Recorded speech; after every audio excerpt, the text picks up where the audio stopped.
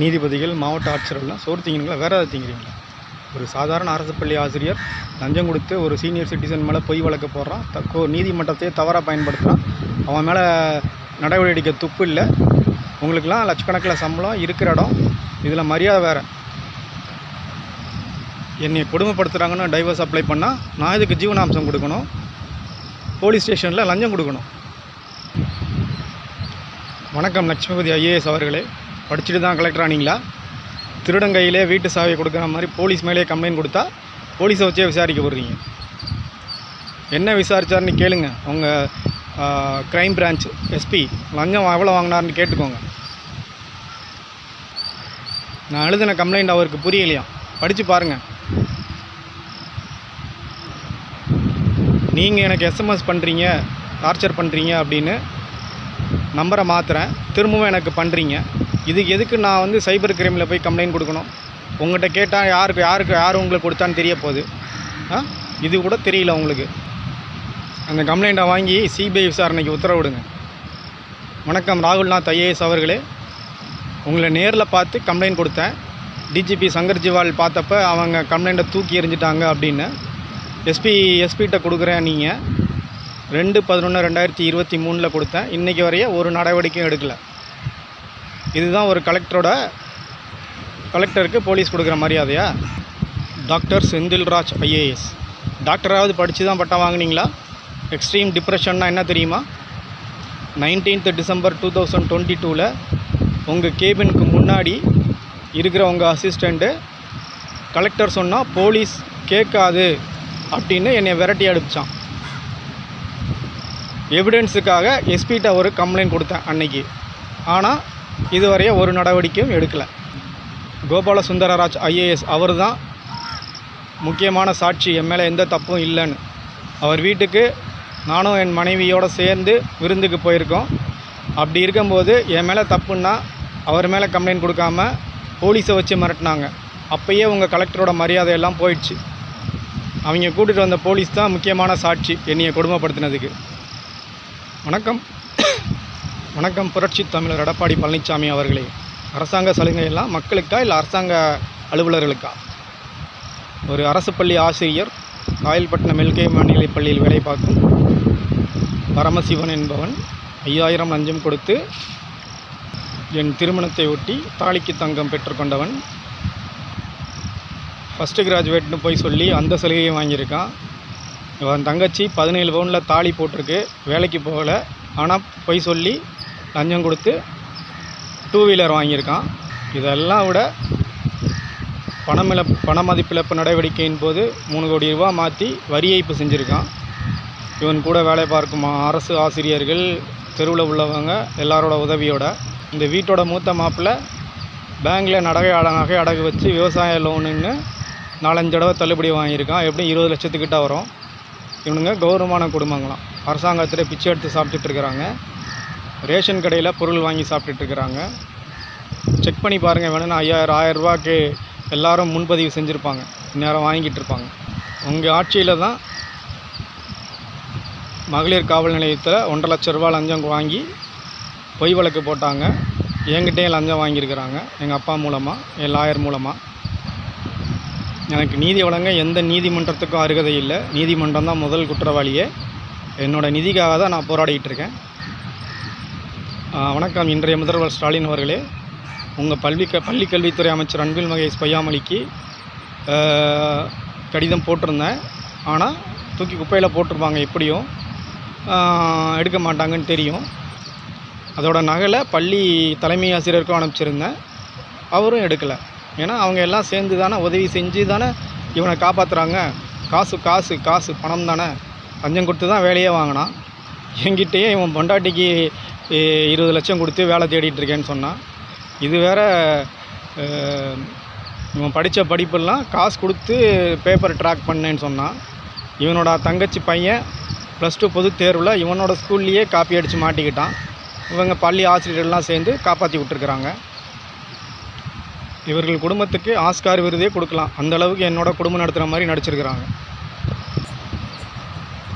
மாநில மனித உரிமைகள் ஆணையத்துக்கு வணக்கம். உங்கள் அமைச்சரோட உயிர்னா உயிர், எங்களோட உயிர்னா மயிரா? 1.5 வருஷம் ஆச்சு கம்ப்ளைண்ட் கொடுத்து, இன்னும் ஆக்ஷன் எடுக்கல, இன்னும் ஒரு விசாரணை கூட நடக்கலை. மனித உரிமை மீறல்னால் என்ன தெரியுமா? என்னோடய தந்தைக்கு நான் சாப்பாடே போடலை, ஆனால் இவனுங்க வன்கொடுமை கேஸ் போட்டாங்க. அவர் உயிருக்கு சாக கிடந்தப்பா கூட என்னையை பார்க்க விடலை, கொடுமைப்படுத்தி. கேளுங்க, கௌரவமான குடும்பங்கிறானுங்க. எங்கள் அப்பா ஹாஸ்பிட்டலில் இருந்தப்போ எவன் போய் பார்த்தான்னு கேளுங்க. என்னைய கொத்தடிமையாக தான் இவனுங்க நினச்சி குடும்பம் நடத்தியிருக்கிறானுங்க. சொத்து இல்லை, எவனும் சப்போர்ட்டுக்கு வரல, இவனை கொன்னுட்டு சூதாடி கடன் பிரச்சனைன்னு கொன்னுட்டு இன்சூரன்ஸ் பணத்தெல்லாம் அபேஸ் பண்ணிவிட்டு போயிடலாம் அப்படின்னு நினச்சானுங்க. இப்போ நான் திரும்பி கேட்குறதுனால அவனுங்களால் எதுவும் பண்ண முடியல. வணக்கம் அன்புமணி ராமதாஸ் அவர்களே. சூதாட்டத்தில் இறந்தவங்களுக்கு ஆறுதல் தெரிவித்து சூதாட்டத்தை ஒழிக்கணும். நீங்களே இத்தனை வருஷம் நீங்கள் தான் பெரிய தலைவராக இருக்கிறீங்க. கருணாநிதி, முதல்வர் ஜெயலலிதாலாம் இறந்துட்டாங்க. உங்கள்கிட்ட கேட்குறேன், மோடிக்கு வேறு க்ளோஸு, லஞ்சத்துக்கு எதிராக என்ன ஆக்ஷன் எடுக்கிறீங்க சொல்லுங்கள்.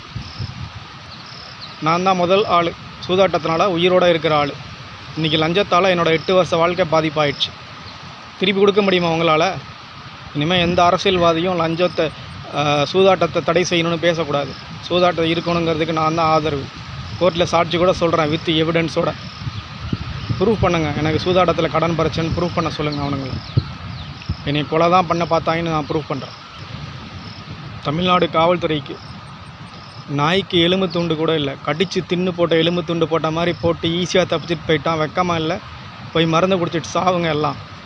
ஒரு சாதாரண குடும்ப பிரச்சனையில் விசாரித்து யார் மேலே தப்புன்னு சரியாக லஞ்சம் கூட வாங்க தெரியல. நீங்களாம் தீவிரவாதி எப்படி பிடிச்சி கிழிக்க போகிறீங்க, நாட்டை காப்பாற்ற போகிறது. காவல்துறை தான் இந்த நாட்டோட செக்யூரிட்டி த்ரெட்டே. முதல்ல காவல் நிலையம் மூடுனால எல்லா பிரச்சனையும் சரியாக. ஒரு கமிஷனர் ரவுடிகளை அடியோடு அழிக்கிறாராம். எனக்கு தெரிஞ்சு எந்த ரவுடி மக்களை ஏமாற்றி காசு பிடுங்குறான், அடித்து கொண்டான்னு தெரியல. போலீஸ் ஸ்டேஷன் போனால் கம்ப்ளைண்ட் எடுக்கிறது இல்லை, இல்லைனா விசாரணை கையில் கொண்டுடுறாங்க, மரியாதை கொடுக்கறது இல்லை. முதல்ல போலீஸை தான் நீங்கள் இது பண்ணணும். எனக்கு தெரிஞ்ச ரவுடியெல்லாம் உருவாக்கப்பட்டது அரசியல்வாதிகளால தான். நான் தான் விவாகரத்து வழக்கு அப்ளை பண்ணேன். அதுக்கப்புறம் தான் தூத்துக்குடி அனைத்து மகளிர் காவல் நிலையத்தில் பொய் வழக்கு போட்டாங்க. அதுக்கு முன்னாடி 4 வாரம் என்னோடய அப்பாவை போய் பார்த்து சேர்ந்து வாழணும்னு இது பண்ணாங்க. அதுக்கப்புறம் வன்கொடுமை வழக்கு போட்டாங்க. வன்கொடுமை வழக்கு நடந்துகிட்ருக்கும்போதே இன்னொரு லாயர் தெரிஞ்சவங்க மூலமாக சேர்ந்து வாழ்கிறதுக்கு தூது விட்டாங்க. வன்கொடுமை வழக்கு எல்லா நகையும் கொடுத்ததுக்கப்புறம் நீதிபதி, ஒரு பெண் நீதிபதி என்ன சொன்னாங்கன்னா, என்னோடய வாழ்க்கையில் முழு செட்டில்மெண்ட் கொடுத்து பார்த்ததே இல்லை அப்படின்னு வேற சொன்னாங்க. இது அந்த லாயர்களுக்கும் தெரியும். அதுக்கப்புறம் மெயின்டெனன்ஸ் வழக்கு போட்டாங்க. இதில் பெரிய விஷயம் என்னென்னா, சேர்ந்து வாழணும்னு ஒரிஜினல் பெட்டிஷன் திருச்செந்தூர் கோர்ட்டில் போட்டாங்க. கொடுமைப்படுத்துறவனோட எதுக்கு சேர்ந்து வாழணும்? போலீஸு, லாயரு எல்லாம் இவனால் ஒன்றும் பண்ண முடியாது, அதனால் சுத்த விட்டால் போயிடுவான், அப்படியே போயிடுவான்னு நினச்சிக்கிட்டாங்க. ஆனால் இவனுங்க என்னோடய குடும்பம் நடத்துகிற மாதிரி ஏமாத்துறான்னு எனக்கு முதலையே தெரியும். சரி, இவனுங்க எந்த அளவுக்கு போகிறாங்கன்னு பார்க்கலான்னு தான் போனேன். இவனுக்கு வேணாம், இவனுங்க என்ன ஜென்மன்னா எனக்கு தெரியல. பிரச்சனை வேணான்னு ஒதுங்கி போனாலும் எனக்கு எஸ்எம்எஸ் அனுப்பிச்சு டார்ச்சர் பண்ணிக்கிட்டே இருந்தாங்க. சரின்னு நம்பரை மாற்றினாலும் அதையும் ஒருத்தன் கொடுக்குறான், அவனுக்கு கொடுக்காம மாற்றினாலும் திரும்பவும் எடுக்கிறானுங்க. என்னோட 15 பேரோட டிசிஎஸில் ஒர்க் பண்ணுறவங்க கான்டாக்ட் இருக்கான். சிறுசேரி அட்ரஸ் தெரியுமா, நான் வேலை பார்த்த அட்ரஸ் தெரியுமா. ஸோ இவ்வளவு பண்ணவங்க இனியை கொலை பண்ண மாட்டாங்கன்னு என்ன நிச்சயம்? இது எனக்கே வேறு எஸ்எம்எஸில் சொல்கிறாங்க. எந்த கௌரவமான குடும்பத்துலையாவது புருஷனுக்கு தெரியாமல் அவங்க கூட வேலை பார்க்குறவங்களோட பொண்ணுங்களோ இல்லை பொண்டாட்டிக்கு தெரியாமல் அவங்க கூட வேலை பார்க்குறவங்களோட பசங்களோ பேசுனா என்ன செய்வாங்க? இவ பண்ணதை நான் பண்ணியிருந்தா என்ன பண்ணியிருப்பாங்க? இவள் ஃப்ரெண்டுக்கு ஃபோன் பண்ணால், உன் ஃப்ரெண்டு நம்பர் என்கிட்ட இருந்தது, நான் பண்ணியிருக்கக்கூடாதா? பண்ணேனான்னு கேட்டு பாருங்கள். இதை விட அசிங்கம் வேறு எதுவும் கிடையாது. இவனுங்க அப்படியே டைவர்ஸ் வாங்கிட்டு போயிருந்தா கூட பிரச்சனை இருந்திருக்காது. நான் கல்யாணம் பண்ணிவிட்டு போயிருப்பேன், எங்கள் அப்பா பண்ணி வச்சுருப்பார். ஊரெல்லாம் சூதாடின்னு நம்ப வச்சிட்டாங்க. அதனால் சொந்தக்காரன் எவனும் வரல. எனக்கு அடுத்த சின்ன பசங்கள்லாம் லவ் பண்ணி மேரேஜ் பண்ணப்போ பெற்றவங்களுக்காக வெயிட் பண்ணி பெற்றவங்க பார்க்கட்டுன்னு வெயிட் பண்ணி மேரேஜ் பண்ணவனா. இதே சொந்தக்காரெல்லாம் இன்னொருத்தன் பொண்டாட்டியை விட்டுட்டு இன்னொருத்தனையை கூட்டிகிட்டு ஓடி போனப்போ இவங்களுக்கெல்லாம் ஒன்றும் தெரியல. ஏன்னா அவங்ககிட்டலாம் காசு இருக்குது, என்கிட்ட காசு இல்லை. இவங்க உதவக்கூடாதுன்னு தான் நான் காசெல்லாம் செலவு பண்ணிட்டேன். எப்படி சம்பாதிக்கணும்னு எனக்கு தெரியும். என்னை நடத்தையை வச்சு மதிக்காதவன், காசை வச்சு மதிக்காதவனும் எனக்கு தேவையில்லை. பெத்த அப்பன் கோயிலில் அந்த கடாவை கொடுக்குற மாதிரி கல்யாணம் பண்ணி வச்சுட்டு போயிட்டான்.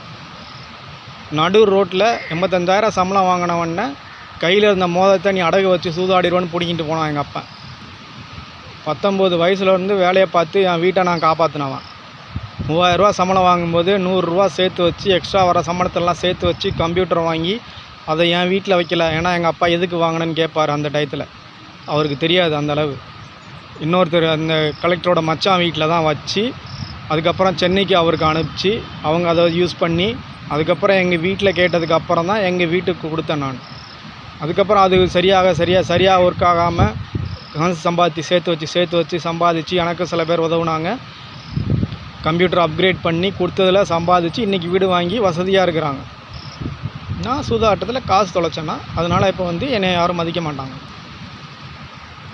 எனக்கு இருந்த கடனெல்லாம் கோர்ட்டு கேஸெல்லாம் செலவு பண்ணது எங்கள் அப்பா. எனக்கு ஒரு நாள் கூட நான் பட்னியாக என்னைய போட்டது கிடையாது எங்கள் அப்பா வாழ்நாளில். அவனுக்கே நான் கொல்லி வைக்கல. அவங்களெல்லாம் விட்டுட்டு போயிடுவேனா? 2 துறைக்கு இருந்த அமைச்சரே ஜெயிலில் இருக்கார். அதனால தான் நான் தைரியமாக இறங்கினேன். இவன் என்ன பெரிய மயிறு. இந்த வீடியோ பார்த்துட்டு போலீஸு, கலெக்டரு, நீதிபதி எவனாவது மரியாதை குறைவாக இருக்குன்னு பேசி கேஸு வழக்கு பதிவு செஞ்சிங்கன்னா அதுக்கு முதல் குற்றவாளி நீங்கள் தான். வழக்கறிஞர்கள், நீதிபதிகள், காவல்துறை, கலெக்டர். ஏன்னா கொடுத்த கம்ப்ளைண்ட்டுக்கு ஒழுங்காக வேலை பார்க்கல. வாங்குகிற சம்பளத்துக்கு வேலையும் பார்க்காம லஞ்சமும் வாங்கிட்டு வேஸ்ட் பண்ணியிருக்கிறீங்க. எல்லாம் மக்களாகிய நாங்கள் கொடுக்குற வரி பணம். மக்களுக்கு மரியாதை கொடுக்க மாட்டேங்கிறீங்க. வணக்கம் நிதியமைச்சர் நிர்மலா சீதாராமன் அவர்களே. லஞ்சத்தையும் அப்படியே சட்டமாக்கி ஜிஎஸ்டியில் சேர்த்துருங்க. ஏன் இது பண்ணுறீங்க? சூதாட்டத்துக்கு 28% வரி போட்ட மாதிரி. இங்கே யாரும் லஞ்சம் கொடுக்க மாட்டேன்னு சொல்ல மாட்டாங்க, வாங்க மாட்டேன்னு சொல்ல மாட்டாங்க. காசு இருக்கிறவன் கொடுக்க தான் செய்வான், கவர்மெண்ட் ஆஃபீஸர் வாங்க தான் செய்வான். அதை எதிர்த்து அவனும் போராட மாட்டாங்க. என்னோடய மொபைல் நம்பர் பேங்க்லேருந்து எடுத்துருக்குறாங்க. 2 பேங்க்லேருந்து மொபைல் நம்பர் எடுத்துருக்குறாங்க. ஒரு லோன் கட்டலைன்னா அந்த பேச்சு பேசுகிறாங்க. சாப்பிட்டியா, சாப்பாடுக்கு என்ன பண்ணுற, சோறு தானே திங்கிற, அதெல்லாம் கேட்குறான் எக்ஸிக்யூட்டிவு. என்னோடய நம்பர் எடுத்துருக்குறாங்க. நான் கேட்குறேன், அவனுங்க சோறு தானே திங்கிறானுங்க. என்னோட பர்சனல் டேட்டாவை லீக் பண்ணுறதுக்கு அவங்களுக்கு என்ன ரைட்ஸ் இருக்குது? ஒரு சாதாரண மனுஷன் ஈஸியாக பேங்க்கில் அக்சஸ் பண்ணி வேலை பார்க்குறவன் மூலமாக ஒரு பேங்க் மொபைல் நம்பர் எடுக்கிறான் அப்படின்னா அப்போ காசு இருக்கிறவன் என்னெல்லாம் பண்ணுவான்? என்னோடய மொபைல் நம்பர்னால் அவ்வளோ சீப்பாக போயிடுச்சா? என்னோடய மொபைல் நம்பர் பேன் கார்டில் லிங்க் பண்ணியிருக்கேன், ஆதாரில் லிங்க் பண்ணியிருக்கேன். ஆதார் வந்து பேன் கார்டில் லிங்க் ஆகிருக்கு. ஸோ என்னோடய மொத்த டீட்டெயிலும் அதிலேருந்து எடுத்துக்கலாம். ஐடியில் வேலை பார்க்குறான், ஆஃபீஸ்க்குள்ளே ஃபேஸ்புக்கு பார்த்துட்டு பொம்பளைங்களோட சுற்றிக்கிட்டு இருப்பான்னு நினச்சிட்டானுங்க. காசு நிறையா வருது, டைவர்ஸ் நான் தான் அப்ளை பண்ணியிருக்கேன், அவன் அப்ளை பண்ணியிருக்கான்.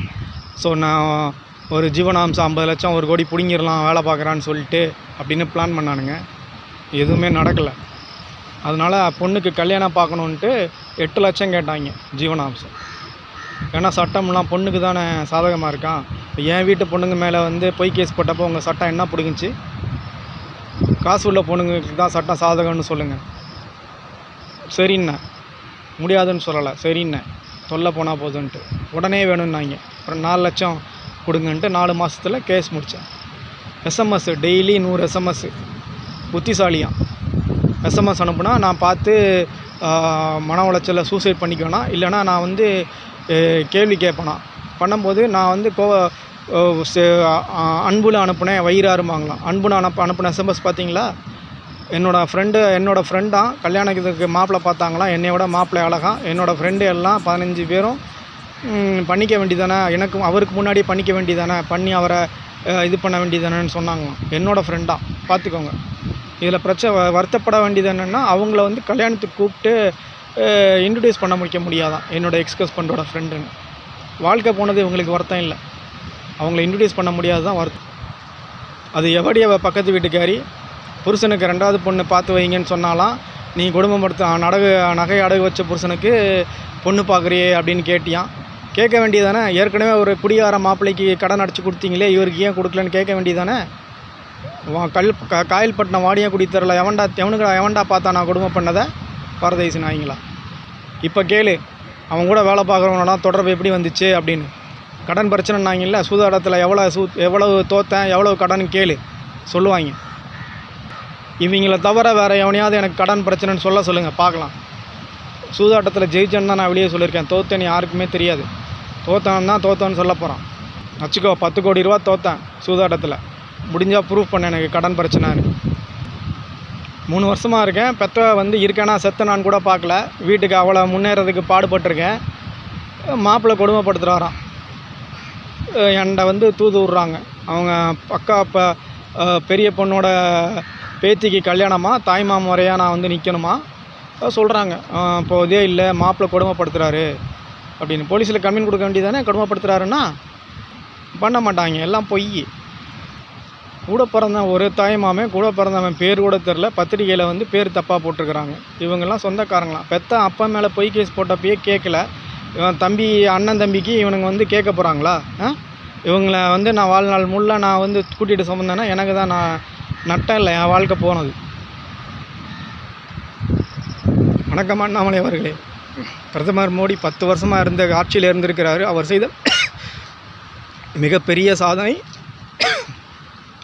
ஒரு சாதாரண அரசு பள்ளி ஆசிரியர் நீதிமன்றத்தை ஈஸியாக தவறாக பயன்படுத்துகிறான்.